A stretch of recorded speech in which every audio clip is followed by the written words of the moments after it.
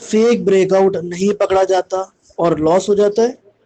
बिल्कुल इसी तरह जैसे मैं यहाँ पे दिखा रहा हूँ, अगर ऐसा ही है तो मैं आज दो ऐसे इंडिकेटर लेकर आया हूँ जो एक दूसरे से मिलकर एक ऐसा बेहतरीन मोमेंटम और ऐसा बेहतरीन सिग्नल देते हैं जिसके बाद हम एक बेहतरीन अपॉर्चुनिटी ले सकते हैं मार्केट को ऊपर लेके जाके प्रॉफिट लेने में। और अगर वैसे ही मार्केट नीचे जा रही हो तो उसमें भी हम ले सकते हैं। ठीक है, अब इस अपॉर्चुनिटी को मिस नहीं करते। तो आज की वीडियो दो इंडिकेटर्स पे मुश्तमिल है और वो दोनों इंडिकेटर्स मेरी नज़र में सबसे बेहतरीन इंडिकेटर्स हैं। तो चलिए समझते हैं और देखते हैं वो दोनों इंडिकेटर्स काम कैसे करते हैं और उनके थ्रू हम पैसे कैसे कमा सकते हैं और कैसे बच सकते हैं फेक ब्रेकआउट से।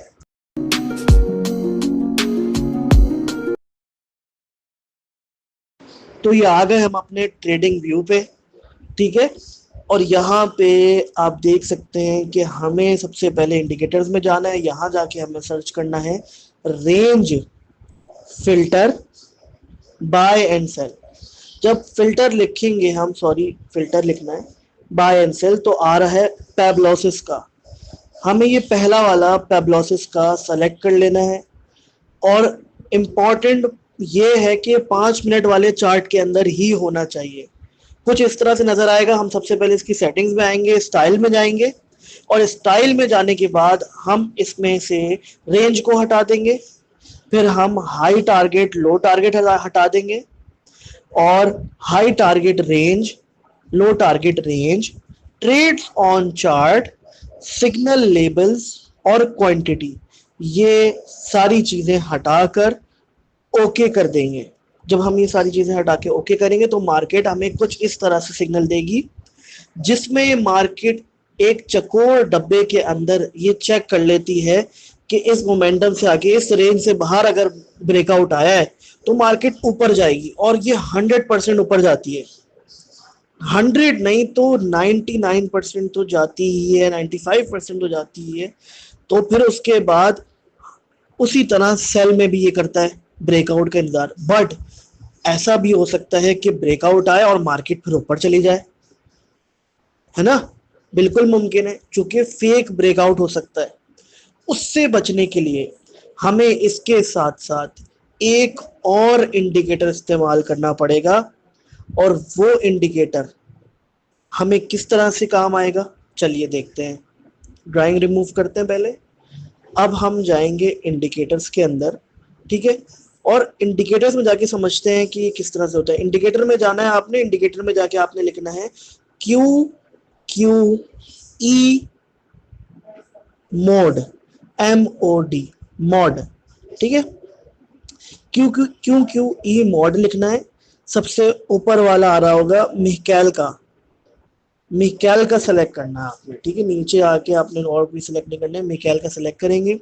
आपको मार्केट में कुछ इस तरह से नजर आने लग जाएगा। नीचे की तरफ एक क्या बोलते हैं उसे, जो सिग्नल होता है वो शो होगा। जितने भी रेड बार्स हैं वो नीचे का शो कर रहे हैं, डाउन ट्रेंड, और जितने भी ब्लू बार्स हैं वो अपवर्ड ट्रेंड शो कर रहे हैं। इसकी सेटिंग्स में आएंगे हम और इसकी सेटिंग्स में आके सबसे पहले हम secondary line Q Q E trend line को ब्लैक कर देंगे और फिर ओके कर देंगे। अब ओके करने के बाद हमें ये पता चल गया कि हमें एक ब्लैक लाइन नजर आ रही है नीचे की तरफ। जब भी मार्केट में बाय का सिग्नल आएगा और उसके बाद हमें ये देखना है कि ये ब्लैक लाइन ऊपर की तरफ इशारा कर रही है, मतलब ऊपर जाने लगी है। इसका मोमेंटम चेंज हो गया, ये ऊपर जाने लगी और फिर एक ब्लू बार बन गया है। हमें वहां पे लॉन्ग की फौरन एंट्री ले लेनी है, तुरंत एंट्री लेनी है हमें लॉन्ग की। हम लॉन्ग की एंट्री लेंगे और अपना प्रॉफिट लेके निकल जाएंगे। हमें दो चीजों से ये कंफर्म हो गया कि मार्केट अब ऊपर ही जाने लगी है। जितना बड़ा ब्लू बार या रेड बार उतना ही बड़ा मोमेंटम, उतना ही स्ट्रांग मोमेंटम। उसी तरह अगर हम सेल की ट्रेड ले रहे हैं, शॉर्ट की ट्रेड ले रहे हैं और उसमें हमें ये ब्लैक लाइन नजर आ गई, तो हम इस ब्लैक लाइन को देखेंगे कि ये ब्लैक लाइन नीचे जा रही है। अगर ये नीचे जा रही है उसके बाद हम ट्रेड लेंगे शॉर्ट की। और फिर प्रॉफिट होगा हमें उसी तरह से। और हम देखेंगे मार्केट लाइन भी नीचे जा रही है, एक रेड बार भी बन रहा है।